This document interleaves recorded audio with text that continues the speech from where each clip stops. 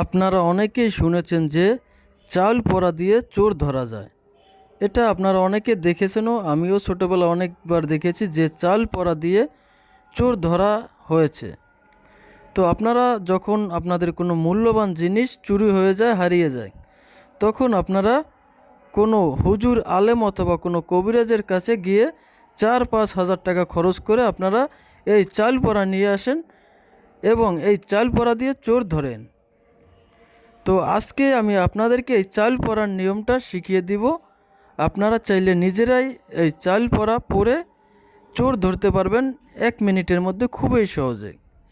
ইহা খুবই সহজ, আপনারা চাইলে নিজেরাও শিখে নিতে পারবেন।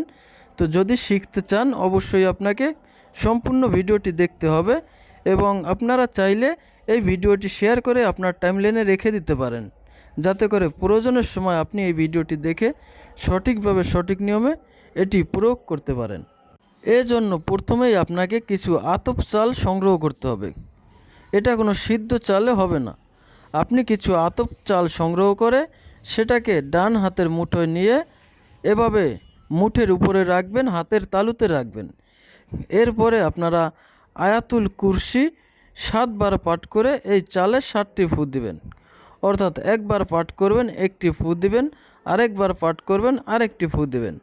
এভাবে আপনারা মোট 7 বার পাঠ করে এই চালের উপর 7টি ফু দিবেন। এরপরে আপনার সন্দেহজনক ব্যক্তিদেরকে এই চাল খেতে দিবেন। দেখবেন যে আপনার সেই জিনিস চুরি করেছে সে কোনোভাবেই এই চাল চিবিয়ে গুঁড়ি করতে পারবে না এবং এই চাল গিলতে পারবে না। আর যারা চুরি করে নাই তারা খুব সহজেই চালটা চিবিয়ে খেয়ে ফেলতে পারবে। আর আপনি যখন দেখবেন যে যেই লোক এই চালটা চিবিয়ে খেতে পারে নাই, আপনি ধরে নেবেন ওই লোকেই আপনার সেই জিনিসটা চুরি করেছে। তখন আপনি তাকে ধরলেই সেই জিনিসটা খুব সহজেই ফিরে পাবেন। এরকম চাল পরা আমি অনেককেই দিয়েছি এবং সবাই এটার দ্বারা চোর ধরতে পেরেছে। আপনারাও চাইলে এই নিয়ম মতো কাজটা করে খুব সহজেই চোর ধরতে পারবেন।